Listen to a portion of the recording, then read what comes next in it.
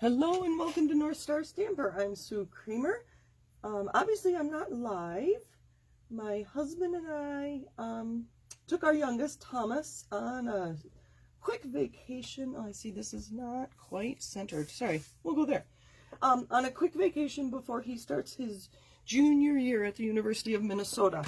And I will be traveling more in coming months, so I hope you'll still enjoy my video and try this fun card with me. So if you saw my previous post, you have ready an 8.5 by 11 piece of designer series paper. Oh, I should introduce myself. I'm a independent Stampin' Up! Demonstrator in Minnesota. This is how you can reach me. The easiest place is northstarstamper.com, and I have lots of information there about finding me and following me and ideas and what's up with Stampin' Up! And all kinds of things. All right. So let's start. This is just copy paper, obviously, but hopefully you have a piece of 8.5 by 11 piece of designer series paper. It's best if you do not use directional, and we'll talk about that later in the video. The scraps, if you're starting with a 12 by 12, the 4-inch and the 1.5 inch that you've cut off, you can use to decorate your project. Hopefully you also have a card layer. This one is 4 by 5 1/4. And then I have some other layers that are 3.5 by 5 and 2.5 by 4. Or you can use tags, and you can use gift cards. Cash would work too. I don't think I have any of that handy. Because today we are making a diagonal double pocket card. The instructions I found on Split Coast Stampers. There is a video there. If I have confused you on how to create this, there's a video there that you can watch. Again, that's Split Coast Stampers, and it's called the Diagonal Double Pocket Card.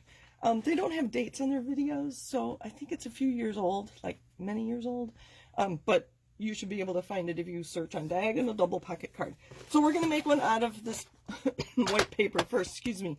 Still recovering from COVID, I think, a little bit. 8.5 by 11. The first thing we're going to do is score on both directions in... I just cut it. That's what you don't want to do. You don't want to cut it. We're just going to keep going. So this was my demonstration on what happens if you use a directional. So I have a piece of, this is an old, it was called envelope paper that Stampin' Up! Sold many years ago. So I have stripes going this direction on this way, and the other direction that I just used a marker on, the other way, so that you can see what happens if you do use a diagonal. Again, 8.5 by 11. We're going to score, not cut. See, everybody makes mistakes, right? So we're going to score. This is thin paper, so I'm going to be very gentle. Score in half at 4 1/4. Score in half on the 11 side at 5 1/2. And on this, we're going to make a slit on one side to the score line. I don't know if you can see here. Let me grab my take your pick tool to point at things. I added a piece of tear and tape along my ruler here so that I can actually see the numbers. If my paper is dark under this arm, I couldn't see the numbers, but adding that tear and tape, I did not remove the liner, otherwise this is going to be sticky. I left the white liner on the back side so that we can actually see the numbers. Put that where it belongs so I can find it again. Okay, so in half, I just scored it, but this time I'm going to cut it. I'm going to make a slit from the edge to 4 1/4, which should be where your score line is. All right. I think I'm going to put this away, and we're going to use something different. Okay, so this is the basis of our card. I have a piercing mat and a stylus and a ruler. I did this earlier in my trimmer, but I found it much easier to use a ruler and a stylus. I need a pencil. Actually, I have a Stampin' Up! Pencil. So on the one with the flap, we're going to mark 3 inches from the corner. So from this corner, I went 3 inches, and from this corner, I'm going to go 3 inches. So that's this corner. On the opposite corner, we're going to go 4 1/4. So 4 1/4, I'm going to mark it here, and 4 1/4 should be my fold here. All right, so let's get folding, and you'll see how quickly this card comes together. You can go ahead and score and burnish on all those, well, the folds we made. I haven't, let's go this way. Maybe I had too much coffee this morning. I'm a little jittery, so sorry, bear with me. My videos are usually 7:30 at night, not 1 o'clock on a Sunday afternoon. Okay, so there's that. We're going to use our pierce mat, and where did my 3-inch mark go? All right, and a stylus. I could also use my score tool, but a lot of people don't have that. So this is my 3 by 3 inch corner. I'm going to very gently, we're going to use the wider end so that I don't tear my tape. We're going to score that corner. In an opposite corner, this was my 3, this is my 4 1/2, or 4 1/4, sorry. 4 1/4, and then 4 1/4 will be my fold. We're going to score that as well. I'm being very gentle, but doing it a few times. I'm going to keep my tools all together. Now we can fold, and then you get to decorate. It's really that fun. Okay, so here's my 8 1/2 by 11 scored. So this one is going to be folded over, and we're going to fold this back, and that's going to create one pocket. We're going to fold this up and fold this back, and there's a second pocket. Why does that not look right? Well, I think that's right. It just looks different on this one. And then we have this extra flap. So there's a couple different things you can do with this extra flap. You could fold it to the back, which is what I like to do, and then I would add a piece of cardstock here and then make it a card with pockets.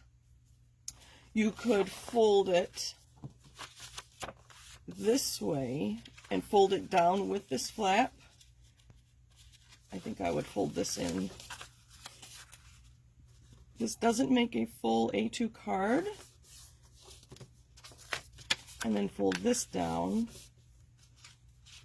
Something's being weird here.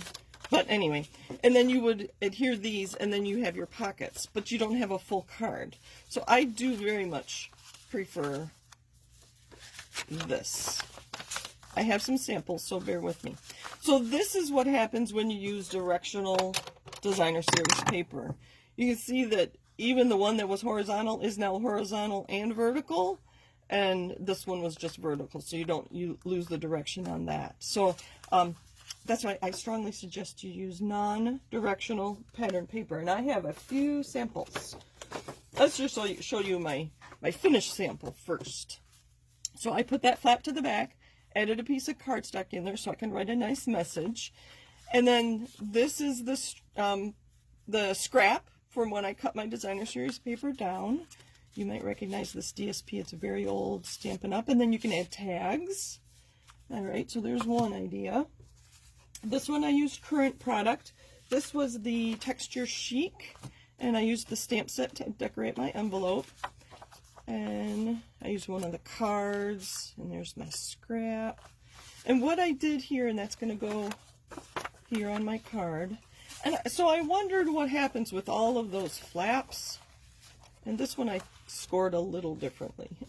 So you can score either of these top corners. No, actually it goes this way. So this is the inside top flap, so when I fold this down, oh, that's what I did wrong on that sample. Anyway, we'll go back and fix it. So I folded this inside, not outside. And then this is my top pocket of the front. And then when I fold this, this becomes the lower pocket front. And then here's my flap. This is the inside of my card base. And then I would know where to put my adhesive. So let me open this back up again. There's our quarter. This is our 3-inch. This is our 4 1/4 inch corner.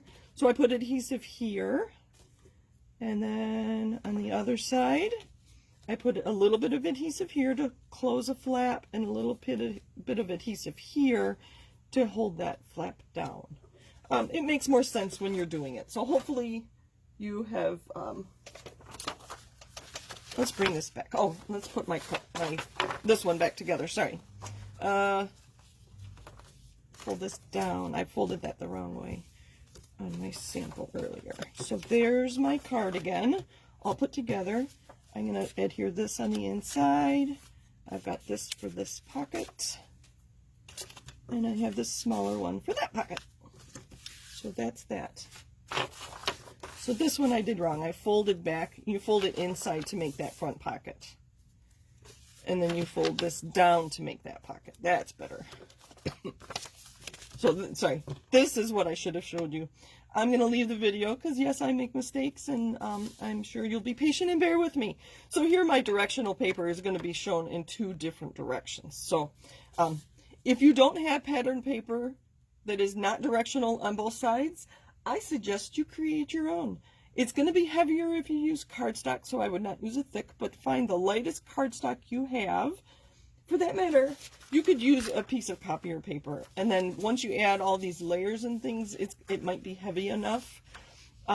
If you stamp with a light color, a copy paper might work. I don't have time right now to show you, but if you stamp on both sides, something different, maybe flowers on this side and leaves on this side, again, don't make it directional. You might be able to do this with just copy paper. If you try it, let me know. Add a comment with your photo. I'd love to see what you create. All right, so that's the idea. We are actually going to create one together. And I already have things decorated to go inside it. I'm using the Hues of Happiness Designer Series paper from the annual catalog. Isn't that beautiful? I love the dark background. This one happens to be Night of Navy. You've seen me use Designer Series paper that has black in the background. All right, 8.5 by 11. Now, cut versus score, right? 8.5. 8.5. Nice scrap to use to decorate. By 11. I'm going to leave my cutting blade up there. There's a nice piece. So the nice blue. We're going to keep that out of the way. You know what? I am going to put this one here because those are my notes on what we're doing. All right. And I'm going to score in half at 4 1/4. Score, score, score very lightly because it's not real heavy paper. Don't rip your paper. I've done that too. And 11. Okay, I need to keep my wits about me. 5 1/2. And while it's in here, I am going to cut to 4 1/4. So cut one edge to the middle, which is your score line. Sorry if I got my head in there. Then we're going to take this. I always like to put my score on my left side. I don't know why. Take a pencil. Oops. Mark it 3 inches here. And 3 inches here. So that's where the flap was. Top left corner and bottom right. We're going to do 4 1/4. My score line is 4 1/4, so I just need to mark 4 1/4 here. I have to share my rulers, my kids, when they were really young. Isn't that funny? All right. Excuse me. And my ruler to score from, let's fold this. I can't see what I'm doing. Fold this. Fold this. Hopefully you've either followed along with me or stopped the video to create your own. Again, I would love to see what you did. It's always fun to see how other people interpret ideas. Okay, so this, let's see. This is my flap. Here is my 3 inch. I'm going to use the bigger side. And this is my 4 1/4 from here to the score. All right. Trying to keep things neat here. I know it helps a lot. All right, so I like to put my score on my left. I'm going to fold this in to create our first pocket. Isn't that beautiful? I'm very excited. All right, and then this is going to fold up. Maybe. And then burnish. And then there's a score line here, and we can fold that back. Look at all those colors.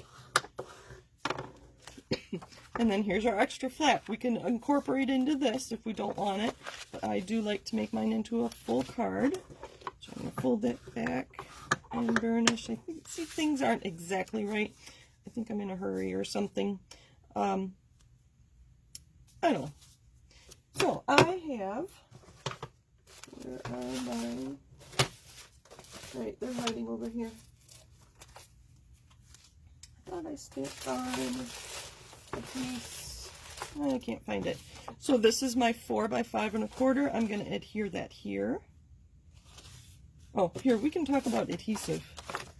Let me grab, because there's pockets, I want a stronger adhesive to hold it together than either Snail Plus might work. If you have a strong adhesive, I wouldn't use just a general tape runner. The pockets might come apart. So I'm going to put a little piece here that's going to hold this down. I'm going to put a little piece here to hold my flap down. Let's see where else. I want to hold this flap down because I don't want things getting stuck under my flap. Where else? Okay, I want a piece here. Oh, I already did. So a piece here to hold this flap down, a piece here to hold this closed, a piece here to hold that, make that into a pocket so it's not just a flap. And then I have one on this flap to hold that down, and I think we're good. So we're going to take all those liners off.